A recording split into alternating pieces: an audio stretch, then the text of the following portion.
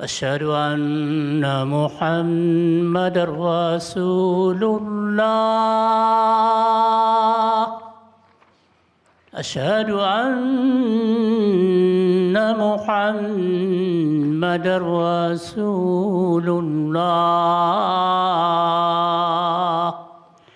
حي على الصلاة.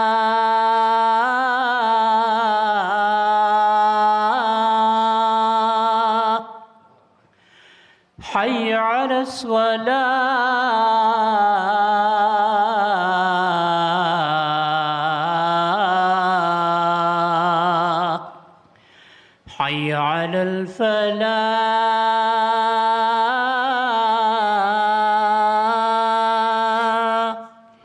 حي على الفلاح.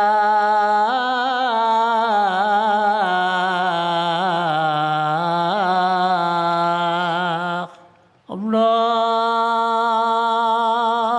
أكبر الله أكبر. لا إله إلا الله. إن الحمد لله أحمده واستعينه واستغفره واستهديه، وأعوذ بالله تعالى من شرور أنفسنا ومن سيئات أعمالنا.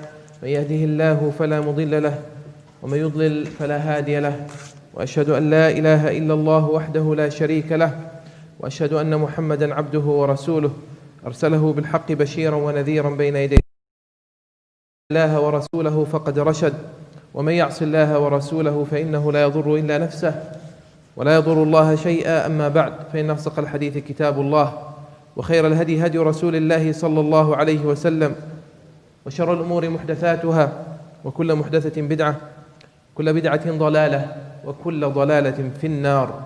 يا أيها الذين آمنوا اتقوا الله حق تقاته ولا تموتن إلا وأنتم مسلمون. يا أيها الناس اتقوا ربكم الذي خلقكم من نفس واحدة وخلق منها زوجها وبث منهما رجالا كثيرا ونساء، واتقوا الله الذي تساءلون به والأرحام إن الله كان عليكم رقيبا. يا أيها الذين آمنوا اتقوا الله وقولوا قولا سديدا يصلح لكم أعمالكم ويغفر لكم ذنوبكم، ومن يطع الله ورسوله فقد فاز فوزا عظيما. أما بعد، يقول الحق تبارك وتعالى في سورة المائدة بعد أعوذ بالله من الشيطان الرجيم: واتل عليهم نبأ ابني آدم بالحق إذ قربا قربانا فتقبل من أحدهما ولم يتقبل من الآخر قال لأقتلنك قال إنما يتقبل الله من المتقين. واتل عليهم يا محمد، اتل على قومك وعلى من تبعك من المؤمنين خبر ابني آدم هابيل وقابيل، إذ قرب كل منهما قربانا.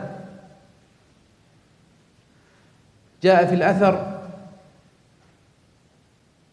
أن هابيل كان صاحب غنم، وقابيل كان صاحب زرع، فقدم هابيل أحسن ما عنده تقربا إلى الله عز وجل، وقدم قابيل أردأ ما عنده، إذ أمر بأن يتقرب إلى الله. وكان الأمر في السابق إذا قرب أحد قربانا جاءت نار من السماء فحرقته، فإذا احترق عرف الذي قرب هذا القربان أن الله عز وجل تقبل منه. وإن لم يكن ذلك كذلك، إن كان هذا المال أو هذا القربان أو هذه الصدقة مالا خبيثا أو أمرا لا يقبله الله عز وجل، بقي على حاله. فتقبل من أحدهما أي هابيل الذي تقرب إلى الله بأحسن ما عنده، الذي تقرب إلى الله بأحسن ما عنده، ولم يتقبل من الآخر أي قابيل، فغضب وحسد أخاه، وانتظر كما جاء في الأثر حتى حج آدم فقال لأخيه قال لأقتلنك، قال لما؟ قال تقبل قربانك دوني، لم يتقبل قرباني. فقال إنما يتقبل الله من المتقين. لئن بسطت إلي يدك لتقتلني ما أنا بباسط يدي إليك لأقتلك إني أخاف الله رب العالمين إني أريد أن تبوء بإثمي وإثمك فتكون من أصحاب النار وذلك جزاء الظالمين. فطوعت له نفسه، زينت له نفسه، سولت له نفسه قتل أخيه فقتله فأصبح من الخاسرين. ثم بعد ذلك ذكر الله أنه بعث غرابا في الأرض يبحث ليري هذا الإنسان، هذا القاتل، هذا المجرم الذي ارتكب أول جريمة قتل في تاريخ البشرية حسدا. بعث الله له غرابا يبحث في الأرض ليريه كيف يواري سوءة أخيه. قال يا ويلتى أعجزت أن أكون مثل هذا الغراب فأواري سوءة أخي فأصبح من النادمين. من أجل ذلك كتبنا على بني إسرائيل أنه من قتل نفسا بغير نفس أو فساد في الأرض فكأنما قتل الناس جميعا ومن أحياها فكأنما أحيا الناس جميعا. أيها الإخوة، اعلموا أن قتل النفس التي حرم الله عز وجل من كبائر الموبقات. جاء في الحديث اجتنبوا السبع الموبقات وذكر منها قتل النفس التي حرم الله.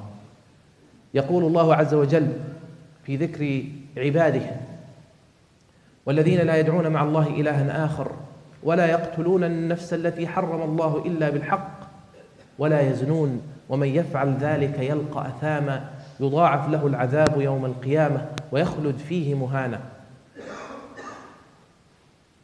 أسأل الله عز وجل أن يجنبني وإياكم الموبقات ويجعلنا من الذين يستمعون القول فيتبعون أحسنه أولئك الذين هدى الله وأولئك هم أولو الألباب. My dear brothers and sisters, I was compelled to change the topic of my khutbah today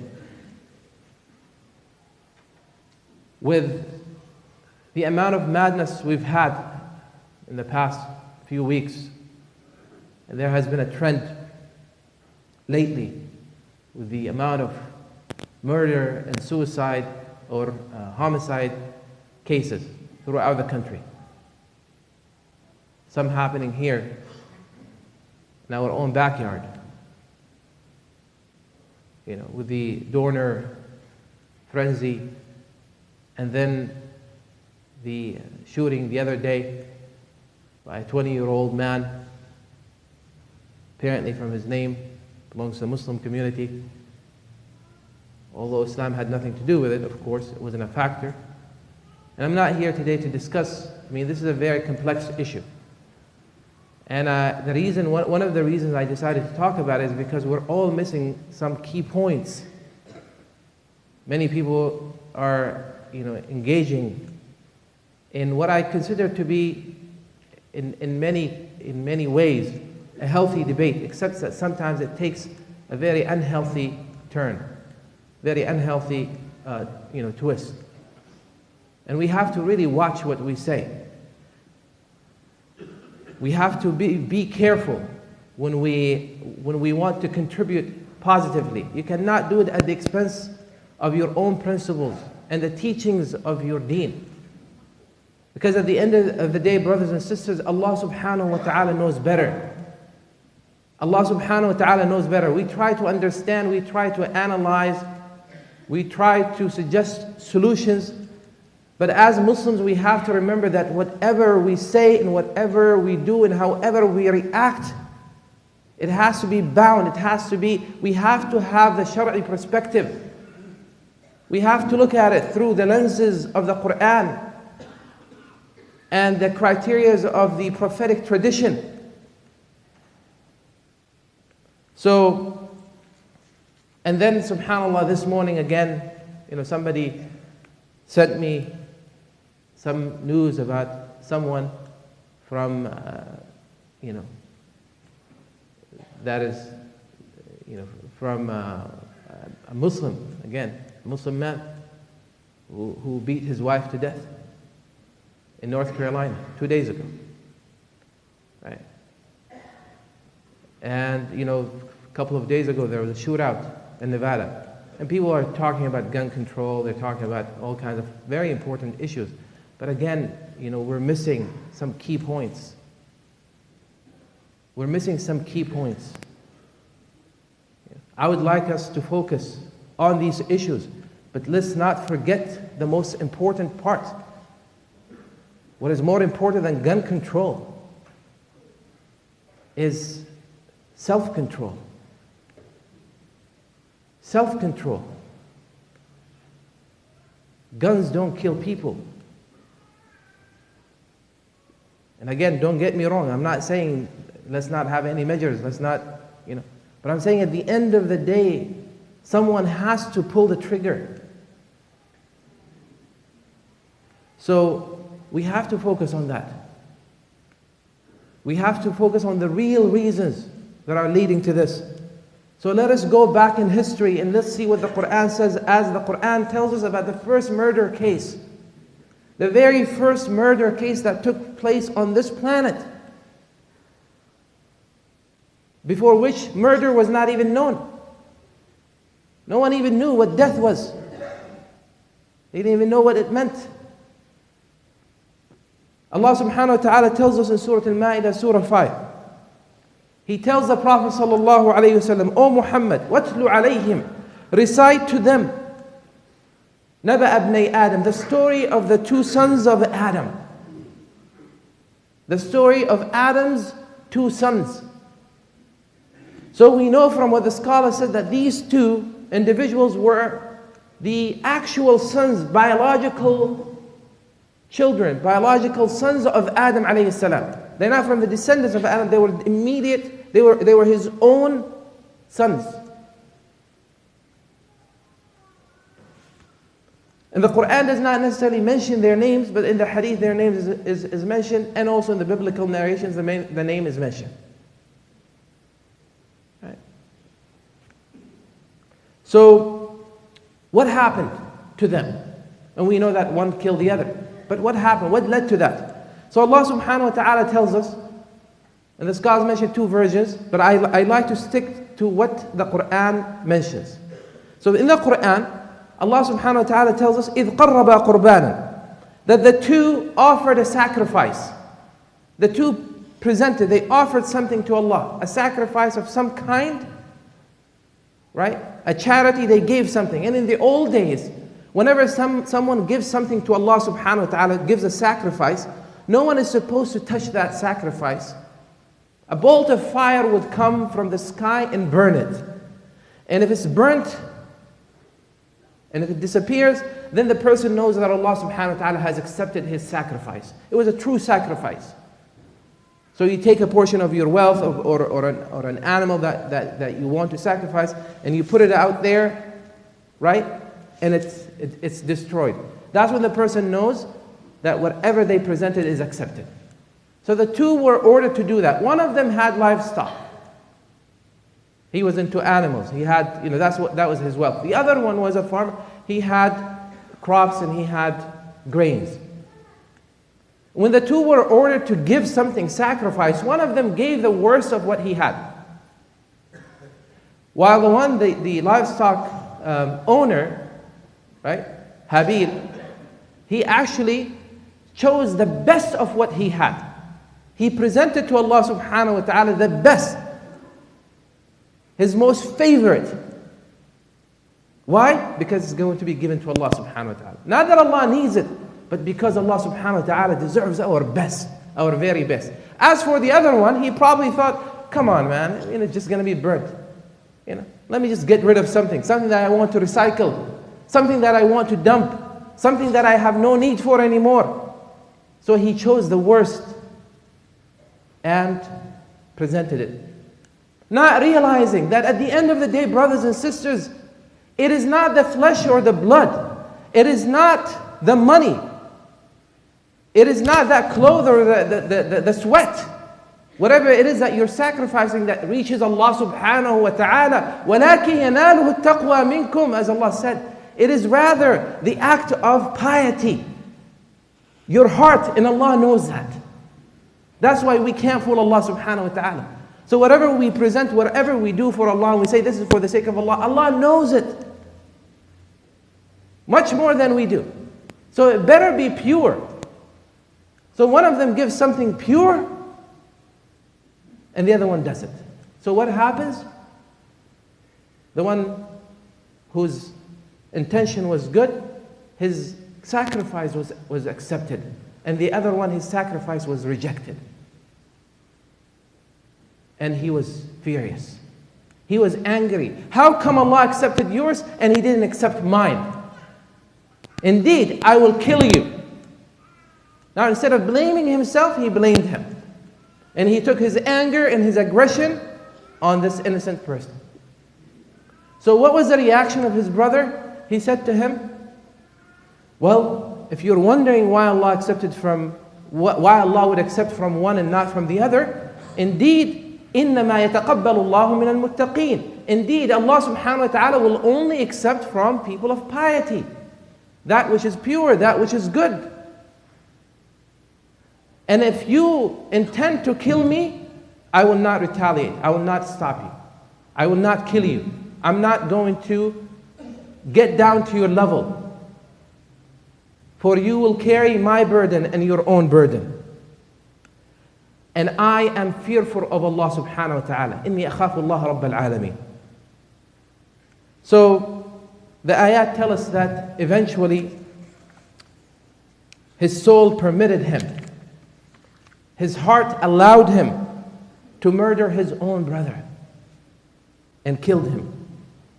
And in some narrations it said that Shaitan showed him how to do it because he didn't know. How do you take someone's life? This is the first time. How do you kill someone? It was never known before. So how do I finish it? Shaitan showed him what it takes to end his brother's life. And he followed the steps of Shaitan. And he killed his brother. And as soon as that happened, and he saw the lifeless body of his brother, he realized that he has committed a serious crime. And he became regretful. Allah subhanahu wa ta'ala says, but there is nothing you can do. You can't turn things around. There is some kind of damage that you cannot reverse. You cannot fix it. That's it. You took someone's life. And then he tried basically to hide his crime and buried the body of his brother. So Allah subhanahu wa ta'ala says, because of that, we have decreed upon the children of Israel that whoever kills a soul, unless it is for a just cause, meaning someone kills someone and then that person is put to death, they're executed properly. Other than that, every soul has a sanctity, cannot be touched. Whoever kills one soul, right, it's like killing everyone. It's like killing humanity. And whoever spares one life, it's like sparing or saving humanity. In the eyes of Allah subhanahu wa ta'ala, one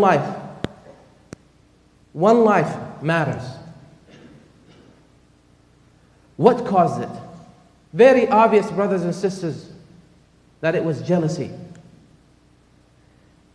It was that hatred that he had in his heart. He didn't even have a deadly tool. He had to make up something. He had to improvise. It was that deep hatred, that anger, triggered by his envy and his jealousy that caused it. So brothers and sisters, we need to look into our hearts. And if we want a solution for these kind of problems, we have to make sure that we attend to the heart. That's one. Number two, brothers and sisters, there is an enemy, and I urge you to come and join us tonight. We have an interesting discussion. There is an enemy that vowed to go after each and every single one of us. He vowed to Allah subhanahu wa ta'ala and he challenged Allah. What is his ultimate goal and purpose? His goal is to show that we are not worthy of the honor of Allah subhanahu wa ta'ala. When Allah, again, the issue of jealousy comes up. When Allah subhanahu wa ta'ala, and subhanAllah, I was going to read to you a quote from the mother of one of the victims of a man in Nevada that was executed yesterday. One of the victims. She said, it must be the devil. This is the work of the devil. It can't be anything else. It's the work of the devil. It's real. And speaking of the devil, brothers and sisters, we have two extremes. We have people who are into Satanism and they're so obsessed and they believe everything in the world is happening and that Satan or the devil has so much power and so much control and that we have no hope. Humanity is doomed because we have given in to, pretty much. And this is a satanic world, the end of the world. Dajjal system is taking place and we have people who are so obsessed with that. And then the other extreme are people who deal with shaitan and the issue of the effects of shaitan as if it's just some like metaphor and like something that doesn't exist. It's just a metaphor. There's no real entity or being called. And the truth, of course, is somewhere in the middle. Shaitan exists. It's a real personality. It's not the evil within all of us. No. Shaitan interacts and manipulates and deals with the evil within all of us. There is an actual being called Iblis in the Quran. Right? Satan, the devil. These are different names for the same being. Who have vowed. In Allah subhanahu wa ta'ala in the Quran, you find, by the way, the mention of Shaitan over 41 times in the Quran. Just a mention of Shaitan himself. And then Iblis, I think 11 times. Altogether, you're going to have 70 to 80 times mentioning of shaitan and shayateen in its various forms. 70 times in the Quran, that's nothing. There's an actual conversation that took place between this evil being and Allah subhanahu wa ta'ala. And he vowed, what did he say? He said, you will see what I'm going to show you. I will attack them from every direction. I'm going to come from every direction. I'm going to tempt them. I'm going to cause them to do all kinds of things. We're going to talk about that in details tonight. The devil is in the details. Tonight, inshallah ta'ala, Friday family night session will be about that. I urge you to come. But he said, وَلَا تَجِدُ أَكْثَرَهُمْ شَاكِرِينَ. You shall see that most of them are not going to be grateful. They're not worthy of this honor. They're not worthy of this special treatment. Adam and his children, they're not worthy, and that's what he's trying to prove. Unfortunately, the majority of humanity, the majority of mankind, most of us give in. Most of us give up. Most of us allow him to take over and take control of us. And in spite of the fact that he's weak, and Allah subhanahu wa ta'ala said he's weak. So brothers and sisters, we have to be very careful. I ask Allah Azza wa Jalla to help you and I be of those who listen and follow the best of what they listen to. أقول هذا القول أستغفر الله لي ولكم فاستغفروه يغفر لكم. الحمد لله وكفى والصلاة والسلام على عباده الذين اصطفى وبعد.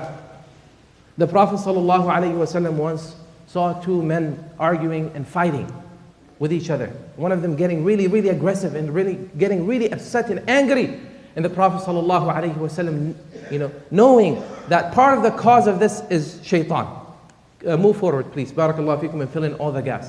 He said to him, in one narration, he said, I indeed know a statement if this man was to utter, if he was to calm down, if he was just to take the time and say this statement, whatever he is experiencing right now, it will reduce or it will help him get rid of whatever he's experiencing. This anger that is going to lead to some kind of aggression and maybe make him do something that he will regret.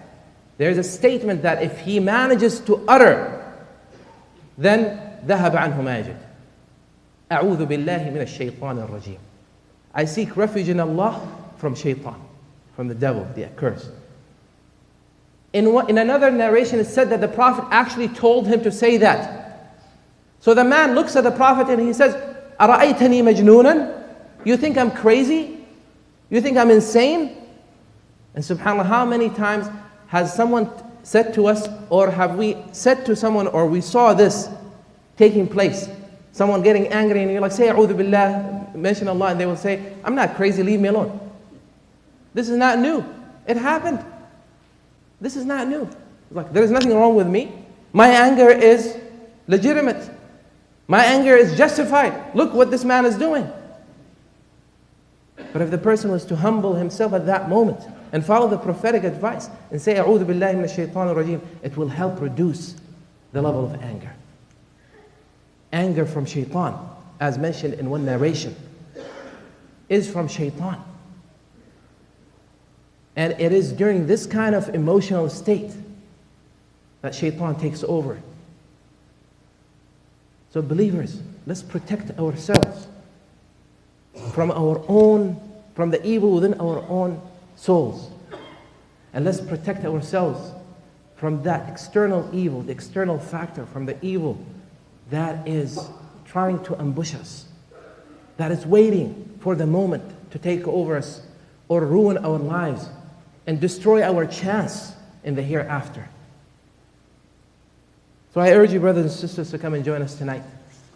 We'll talk about shaitan and what Allah subhanahu wa ta'ala said about him in the Quran. Mostly it will be about verses from the Quran that talk about shaitan and what are the various methods that he uses to get us. And how can we, and that's the most important, how can we protect ourselves from shaitan?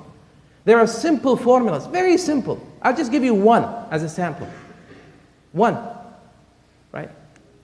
There's an ayah in the Quran that if we were to recite and read with certainty and belief, we are protected from shaitan. There is a surah in the Quran that if we were to recite in our homes, that house will be protected. Now, other people are talking about, security service at home. Most people got their homes, mashallah, secured. Very nice. They watched 24/7 by someone. But they forget the other type of security that we need against all these kind of evil elements. And the shaitan لا يدخل بيتا تقرأ فيه سورة البقرة. A house in which Surah Al-Baqarah is recited will not be entered by shaitan. And there are so many things. There are about 20 recommendations by the Prophet ﷺ to help you and I and our families and our children and our spouses protect ourselves from shaitan.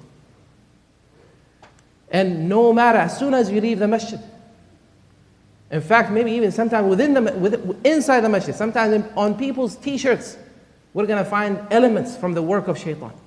Elements from the work of shaitan. It's all over the place. Allah subhanahu wa ta'ala tells us there are so many things out there that are designed, pretty much directly or indirectly, min amal shaitan. It is min amal shaitan. And sometimes we advocate for them, we advertise for them, we promote them, we engage in them, handing ourselves over to shaitan. I conclude by saying, beware, brothers and sisters, of what you put out there. Many of us are now handing over shaitan our profiles, likes, dislikes, shares, events, interests, the kinds of things that we like to do and the kinds of things that we don't like to do, giving shaitan pretty much free profile, detailed profile. Shaitan cannot read what is in our hearts. He can't read what is on our minds, right? But he knows, he has a profile on each and every single one of us. And he is using us, or he's using our weaknesses against ourselves. So ultimately we are responsible. And that's what shaitan will say. That's how this story ends for many people. And we seek refuge in Allah to be amongst them. For many people, the story ends by shaitan saying, وَقَالَ الشَّيْطَانُ لَمَّا قُضِيَ الْأَمْرِ. Satan will say when the matter is settled, when it's over, إِنَّ اللَّهَ وَعَدَكُمْ وَعْدَ الْحَقِّ. Allah has promised you the truth. He will only say it then. وَوَعَدْتُكُمْ فَأَخْلَفْتُكُمْ. And I promised you too. I promised you fame, happiness, all these false promises. فَأَخْلَفْتُكُمْ. But I broke my promise. وَمَا كَانَ لِي عَلَيْكُمْ مِنْ سُلْطَانٍ. But I had no power over you. إِلَّا أَنْ دَعَوْتُكُمْ فَاسْتَجَبْتُمْ لِي. Except that I simply tempted you and you responded to me. فَلَا تَلُومُونِي وَلُومُوا أَنفُسَكُمْ. So blame me not and blame yourselves. مَا أَنَا بِمُصْرِخِكُمْ وَمَا أَنْتُمْ بِمُصْرِخِي. For you shall not hear my cries, nor will I ever hear your cries. That's how it's going to end. For many people, I seek refuge in Allah Azza wa Jal to be amongst them. So I ask Allah Azza wa Jal to preserve us and protect our children and protect our youth and protect our men and women from the temptations of shaitan. ربنا آتنا في الدنيا حسنة وفي الآخرة حسنة وقنا عذاب النار. ربنا لا تزغ قلوبنا بعد إذ هديتنا وهب لنا من لدنك رحمة إنك أنت الوهاب. ربنا إنك جامع الناس ليوم لا ريب فيه إن الله لا يخلف الميعاد. عباد الله إن الله يأمر بالعدل والإحسان وإيتاء ذي القربى وينهى عن الفحشاء والمنكر والبغي يعظكم لعلكم تذكرون. اذكروا الله يذكركم واشكروه على نعمه يزدكم ولذكر الله أكبر والله يعلم ما تصنعون. وأقم الصلاة.